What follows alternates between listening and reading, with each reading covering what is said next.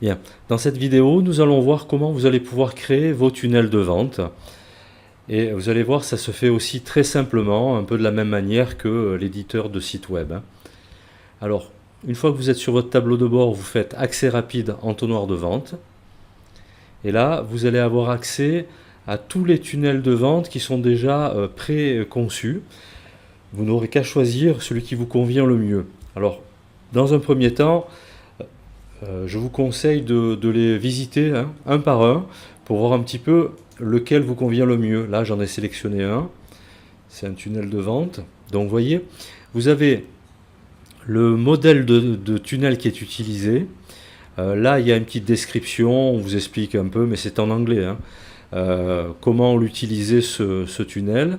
Vous avez le plan de l'entonnoir, c'est-à-dire l'apport de visiteurs, la vidéo de vente, votre offre, ensuite une downsell page et vous avez la page de remerciement. Vous avez en parallèle une petite série d'emailing. Si vous pensez que cet entonnoir vous convient, vous le choisissez. Sinon, vous revenez en arrière et puis vous en choisissez un autre, peut-être un plus simple ou plus complexe. Tout dépend de ce que vous attendez. Là, vous avez un entonnoir lancement de produit.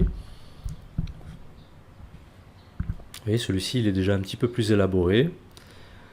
Il y a une première vidéo, vous avez une seconde vidéo, une troisième vidéo et une quatrième vidéo, et en attendant, une série d'emailing. Tout dépend de ce que vous attendez de votre tunnel de vente.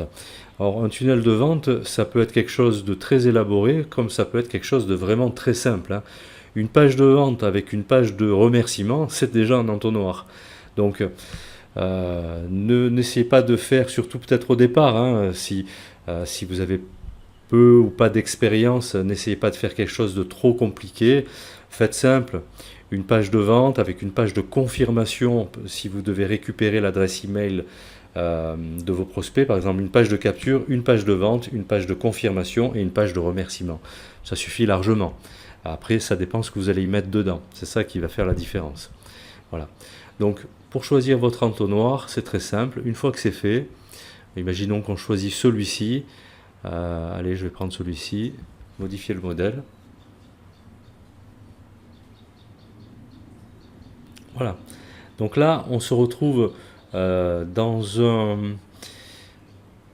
se retrouve donc sur une page où vous avez plusieurs vidéos, donc la vidéo jour 1, jour 2, jour 3 et la vidéo principale de présentation.